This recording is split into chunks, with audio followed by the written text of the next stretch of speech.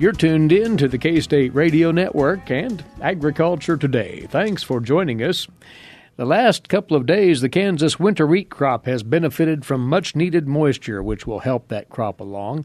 Of course, more moisture is needed to carry it fully, but we're getting closer to the time now for you producers to make herbicide application decisions for spring weed control. And we brought by once again weed management specialist Dallas Peterson of K-State Research and Extension to talk over the options there. Dallas, broadly, though, one has to decide whether to invest more in the crop. Now with this rainfall, maybe that decision becomes a bit easier. Well, it does, and, every year is different, obviously. In the end, it seems like they're all average years, or many of them are, but every year and situation is different, and this one is different as well. It seemed like we had some pretty good early fall rains last year, and in some cases that helped get the crop established, especially if you planted earlier. On the other hand, with the later plantings, it seems like we had some issues with getting stands and obviously with development of that crop. It has been relatively cold over the winter. And, of course, we've had no rain basically since the middle of fall, really through here in the middle of March. And so, again, a lot of variation in the status of the crop out there in terms of stands and in growth stages. And that all is very critical when it comes to making those herbicide decisions. When we think about the potential weed troubles that might be out there, what would be the ones that you would consider first, Dallas? Well, again, ironically, a lot of it depends upon when you planted and what the scenario was. In many cases, we didn't have a lot of weed emergence in the fall, and that's a good thing, of course. On the other hand, in those same fields, if we do have the thin stands and late development, there's a lot of open canopy out there, and that's when the weeds can be most troublesome in the spring. And so ideally, we have, a fully tillered crop kind of coming into spring, and there's nothing better from a weed management standpoint than a good competitive crop. Unfortunately, when we don't have that, your yield potential might be down, but that's probably when you need the weed control the most because, again, that wheat just can't compete with those weeds. So, again, you have to scout your fields, kind of know what to expect. Typically, we have mustards in a lot of locations throughout the state, and those are primarily winter annuals in that they come up in the fall, assuming there is adequate moisture, and then they will bolt and start growing very early in the spring. And so your best control is achieved either with a fall application, which we didn't do a lot of this year, or with an early spring application prior to the time that they start to bolt. And there are a lot of good herbicides that can provide good control of those mustards. Beyond that, then, again, in many cases, we're talking about some of the early spring, summer annual weeds. And, of course, the most notorious one in the western part of the state is kochia. That can start coming up some years, it seems like even in January, but definitely in February and on through March and maybe into April. So, again, it gets a good early start, but it can continue to come up, even into April. So that makes timing a little bit difficult with it. And the fact that, again, not all herbicides are equally effective on kochia. And then I'd also throw in wild buckwheat. Wild buckwheat was a very serious problem 30 years ago. Then we seem like we kind of got a handle on it with the ALS inhibiting herbicides like lean and finesse. Looks like we might have a little resistance starting to show up again now to that species, to those weeds. That's another spring germinating weed that often comes up in March, and that can create some issues with timing and having both good safety to your wheat as well as getting good weed control. Let's just walk through the options there. And, of course, all of this information is included in the Chemical Weed Control Guide from K-State in great detail. But when you're looking at the early applications here as that wheat is coming along, what products come to mind immediately as effective? Right. Well, let's start with the old standbys like 2,4-D and dicamba, which we've used for many, many years. And I'll throw MCPA in there as well. They're all auxin growth regulator type herbicides. And to be honest with you anymore, we almost always recommend those be tank mixed with other herbicides as well, just to get multiple modes of action and to get that auxin type of activity in there. They do vary a lot as far as timing and crop safety is concerned. Dicamba is one that is fairly safe early, but you do not want to make any dicamba applications once that wheat starts to joint, or maybe even before it starts to joint. because when you do that, again, you get some really severe prostrate growth, and you can start to see some fairly significant yield loss once that wheat is starting to joint and you make those dicamba applications. Now, dicamba, on the other hand, is not very good on the mustards, and those are the ones that are going to be out there early. It's one of our more effective herbicides on kochia and wild buckwheat. And so, again, the timing can be tricky because you definitely don't want to spray once that wheat starts to joint. So you have to keep an eye on things. The good thing about dicamba is that it does provide at least a short period of residual control. So even if not all your kochia and buckwheat is up, if you get it out there, before that wheat starts to joint, hopefully you can get some residual control out of it on those later emerging kochia and wild buckwheat plants. 2,4-D, on the other hand, and MCPA are both very good on the mustards as a rule. And so, again, oftentimes we'll mix one of those products with something else. But they do vary, again, in wheat response. MCPA, in general, is a lot safer on wheat than 2,4-D, even though historically we've used more 2,4-D on our wheat. The MCPA has a much wider window of application. It can go on, depending upon the product, after the wheat is like in a 3-leaf stage of growth, again, up until the later stages of growth. So if you've got young wheat that hasn't tillered yet, you definitely want to opt for MCPA versus 2,4-D. 2,4-D, on the other hand, can have a very negative impact on tillering. Mm-hmm. So we never recommend 2,4-D in the fall, and even in the spring, we don't want to see it applied until that wheat is fairly well fully tillered. And so we have a lot of fields this year, right now that are not there yet. And so, again, that's just a very important thing to remember. MCPA being the safer product, weed control is pretty comparable, actually. 2,4-D might just be a hair better, but most of the time the MCPA is very good for the mustard control. So before the wheat starts to tiller, MCPA. After the wheat is fairly well tillered, then it's okay to go ahead and use the 2,4-D in those combinations. So with 2,4-D and MCPA, what would you likely blend in there to give you a broader spectrum and a wider window of control? Right. Well, again, over the years, the ALS-inhibiting herbicides have been kind of a mainstay in a lot of our weed control programs. Glean, Ally, Finesse, Amber. There's some short-lived ones as well, like Affinity and Harmony Extra and so forth. Those, again, in general, are very good on the mustards. Some of them have some pretty good buckwheat activity. They used to be good on kochia. But again, we've developed resistance, especially in the kochia, but also in the mustards and some of the wild buckwheat now to those herbicides. So that's why we like that combination of an auxin-type herbicide in combination with the ALS-inhibiting herbicides. And there are some that come as premixes. For example, in the western part of the state, Rave is a very popular economic treatment. That's a combination of amber and dicamba. So, again, you get the kochia control. Generally, you get very good mustard control. Now, if you are in an area with ALS-resistant mustard, although that tends to be a little bit further east, then you still would need probably an MCPA or 2,4-D with it. So, again, oftentimes a combination of one of those with, one of the auxin-type herbicides. There are some other newer herbicides now that have been introduced in the last, say, 5 to 10 years that also can provide some pretty good broadleaf weed control, have different modes of action, so that's a real positive. Culex would be one. Husky would be another one.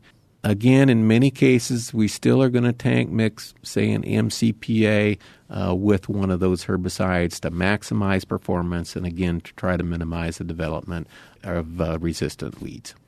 One point to stress, though, all applications have to go on before that wheat canopy develops to the point where contact is not fully achievable. That's an excellent point. In fact, some of these herbicides are labeled right up through the boot stage of growth, but from a practical standpoint, you have to get coverage, and you want to get it applied when the weeds are still small.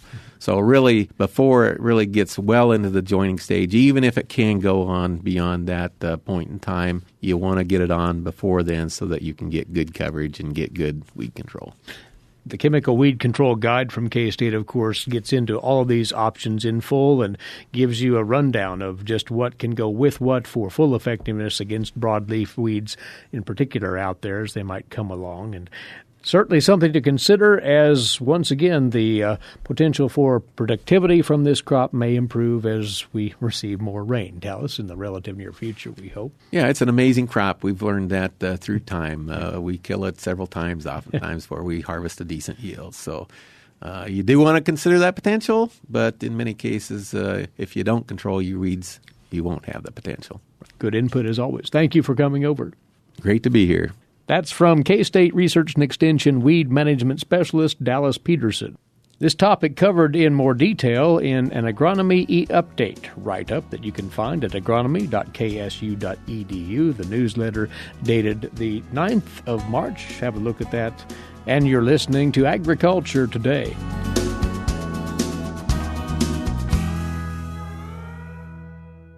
Agriculture and food systems are the main drivers of the Kansas economy, but must be improved in order to feed the world's growing population. How are we going to do so? Reduce food loss, find ways to preserve grasslands, and help families stretch their dollars. Global food systems is one of the 5 grand challenges K-State Research and Extension is addressing. To learn more, visit www.ksre.ksu.edu.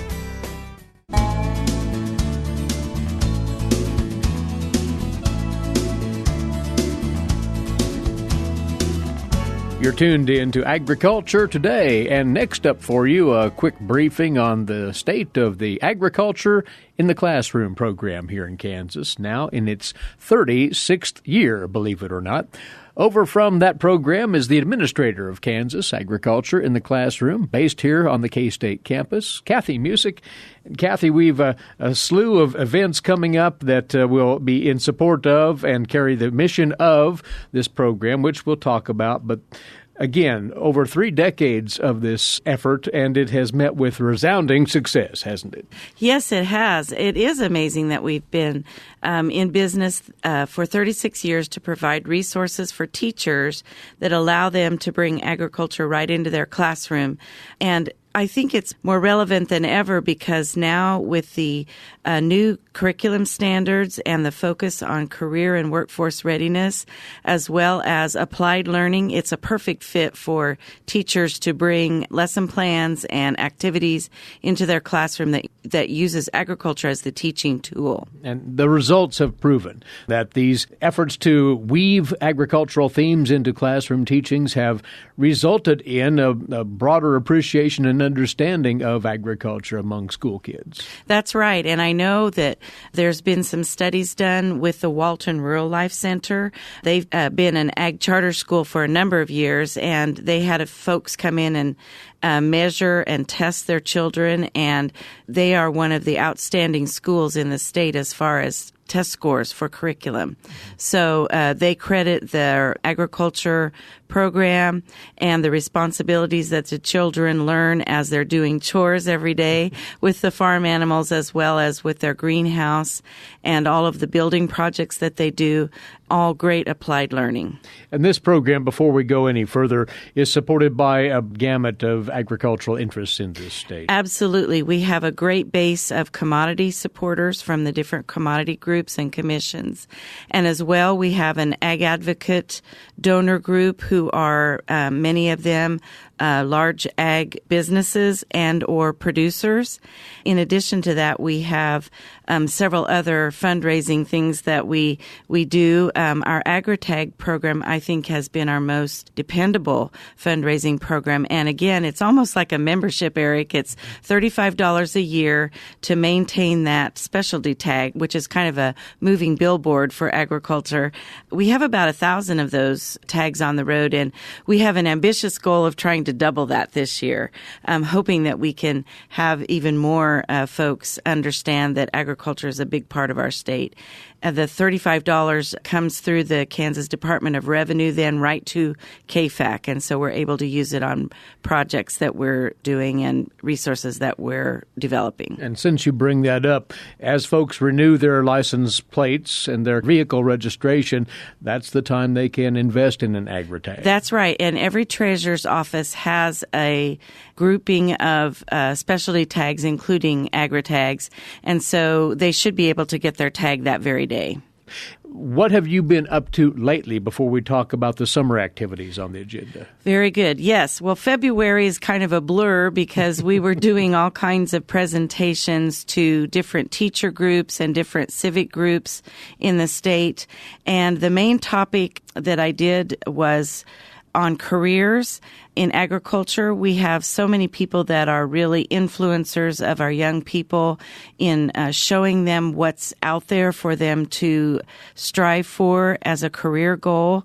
And of course, agriculture is in many of the different career pathways, whether it's engineering or production or science, or even the health field and those types of things. So much of my presentations was to bring awareness of that. And one of the fun things that we are encouraging the teachers to bring awareness to their kids about agriculture with is a computer app called Journey 2050, and I call it Farmville on steroids. It's basically a much more realistic farming game that kids can do on the computer, and if they get to level 6, they're able to explore little video cameos of ag careers. And so I just really think it's a wonderful game. Agrium out of Canada spent a lot of dollars to develop this game. It's called Journey 2050, and teachers can actually watch their students' progress through the different levels. So it's a one that we're really promoting. And so the encouragement is there, if a teacher is out there listening today, look into Journey 2050. All right.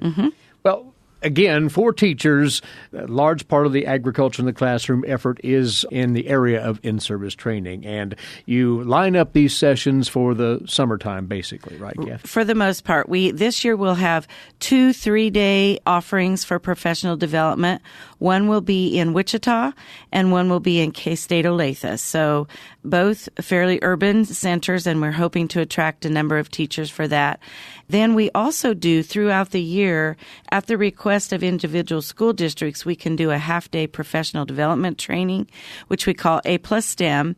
And the school decides what they want the emphasis to be on. For instance, if they really are emphasizing math or reading, then we can bring in lesson plans that use agriculture to help with those topics. And those can be scheduled at any time. At any time. Yep. But tell us about these sessions that have already been set up. June the 5th through the 7th, the summer conference in Wichita. What will that get into? Right.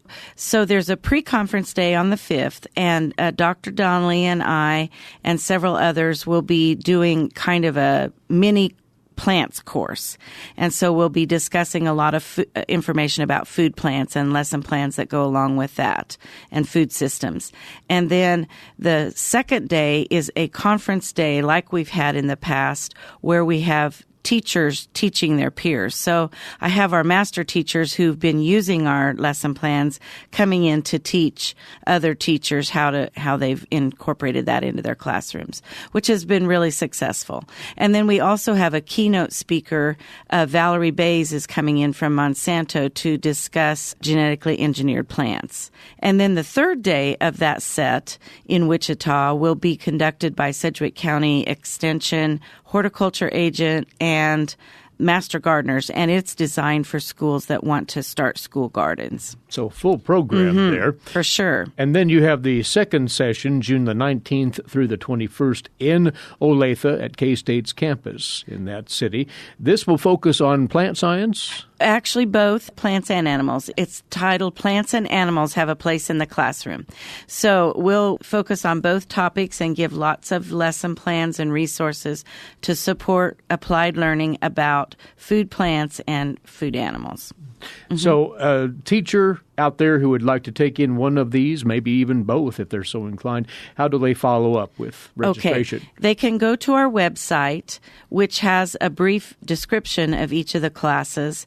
Then they can follow a bit.ly link to Global Campus, and Global Campus is actually handling the registration for both of these events. So they will be able to earn professional development hours and receive certificates through Global Campus as well for both of these offerings, depending on the number of hours that they attend. And one other thing I'd like to add, sure. With these professional development days, we do a rollout of new resources each year. And so I would just want to mention some of the new resources that will be coming up, some wheat lesson plans that have been developed through a National Science Foundation grant, written by Kansas teachers and pilot tested by Kansas teachers. And we will also be rolling out several new Kids Connection magazines that deal with crops. Last year we did the animals side of things, and we have 5 different animal Kids Connection magazines. And this year we're working on wheat, soybeans, corn, grain sorghum, and sunflowers. So those will be debuted at the summer conference in Wichita as well as this session in Olathe. That's right. Mm-hmm. And all of the details are on the website. They are. ksagclassroom.org. We talked about fundraising through the AgriTag program. Do want to note as well yet another fundraising effort that will go to support Ag in the Classroom, and that is called the Grow Green Match Day. What is that? Yes. So this is a program that's offered through the Greater Manhattan Community Foundation. The sweet thing about this is it allows our donors to leverage their dollars because the Greater Manhattan Community Foundation has a local donor who will match any donations 50 cents to the dollar. So we think it's a really nice way for donors to leverage their giving to KFAC. And the day is April the 20th. And we do have information on our website about this, but they can go in directly and make a donation in person, or it can be handled electronically as well, and they can do a PayPal donation. So you don't have to be in Manhattan or from the Manhattan area to be part of this. That's correct. That's correct. So, in fact, there are a number of other organizations who will be participating in Grow Green Match Day the same day. So this will be our second year to be a participant in this fundraising activity. Excellent. Mm-hmm. Once more, all of the details on everything we've discussed today, Cathy, is on the website, ksagclassroom.org, and the program overall continues to roll ahead, thanks in large part to the great work of you and your staff and the many supporters of Kansas Agriculture in the Classroom. Cathy, thank you. Thanks, Eric. She's the administrator of the Kansas Foundation for Agriculture in the Classroom and the program that it supports here in Kansas. Cathy Musick with us here on Agriculture Today. Did you know every Kansas farmer feeds 128-plus people?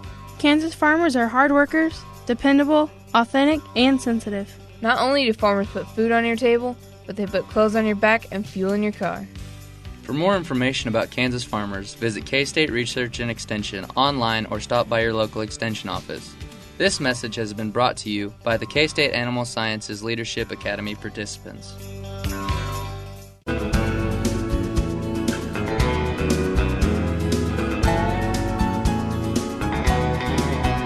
Agriculture Today continues now. It's our weekly segment on wildlife management for you. Charlie Lee, wildlife specialist, K-State Research and Extension, is alongside.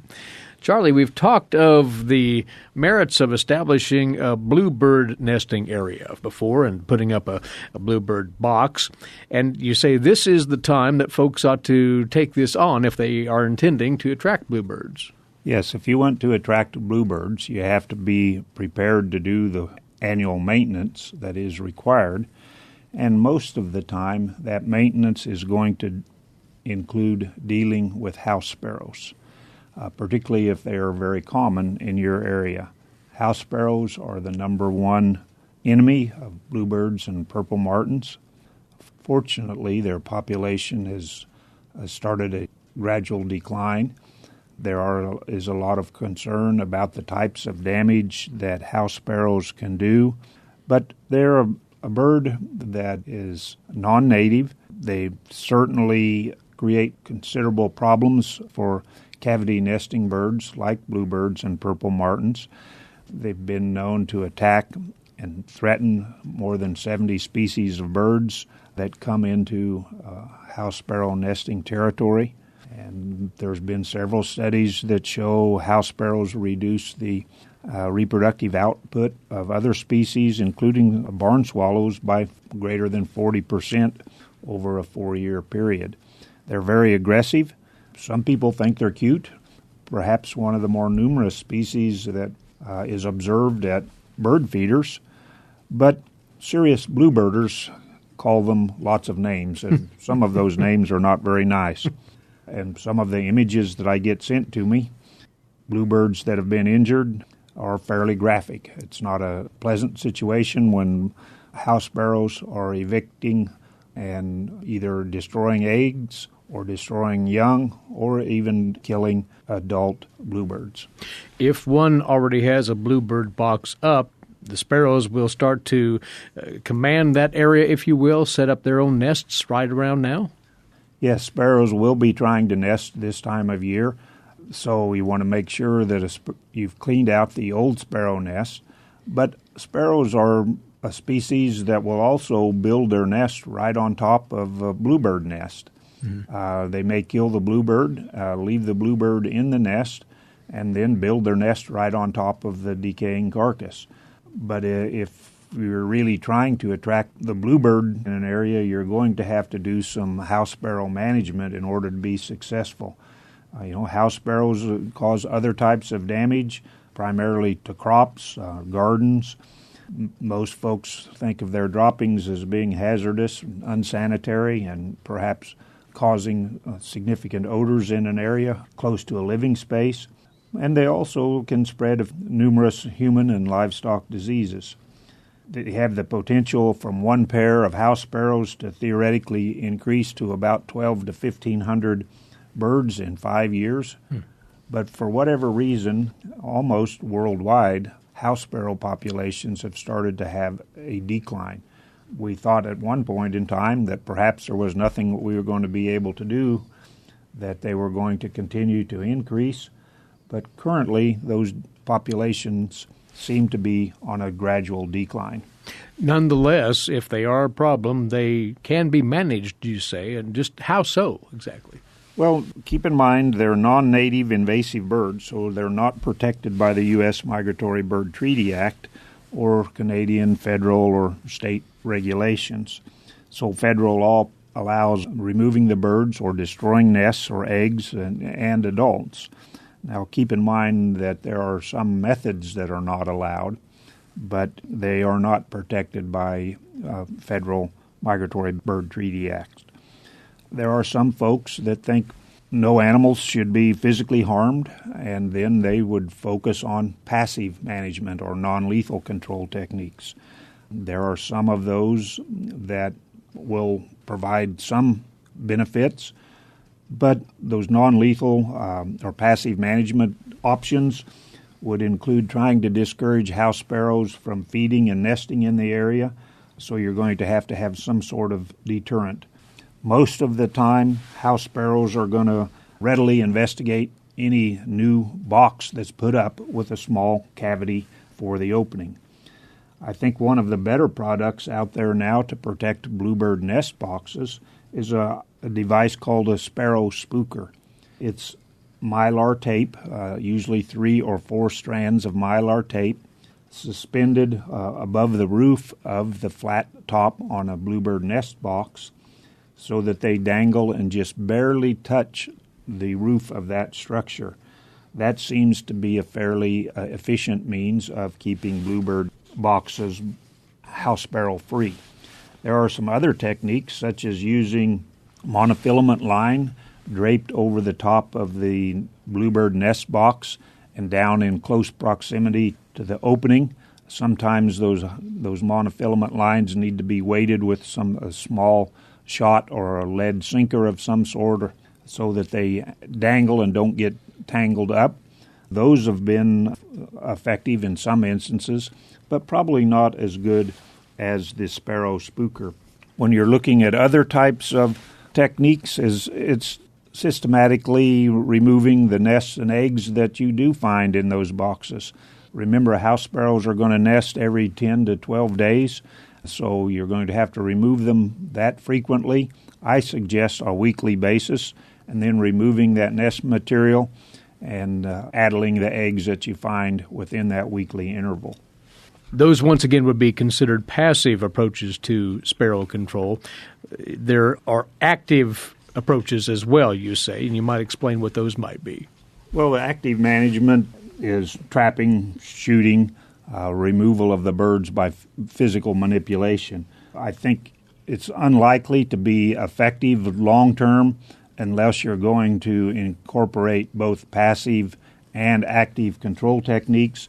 That's going to improve your effectiveness at managing the house sparrow problem as you try to proliferate eastern bluebirds. Otherwise, sparrows will take over a bluebird box. If you intend to have bluebirds around, exclude sparrows from taking that box over. And we appreciate the word on this, Charlie. Many thanks. He's a wildlife specialist, K-State Research and Extension, Charlie Lee. And our time's away for today. To remind you, before we go, you can listen to the podcast version of this broadcast by visiting this website, agtoday.net. That's simply agtoday.net. In the meantime, thanks for tuning in right here today. Eric Atkinson here. This has been Agriculture Today over the K-State Radio Network.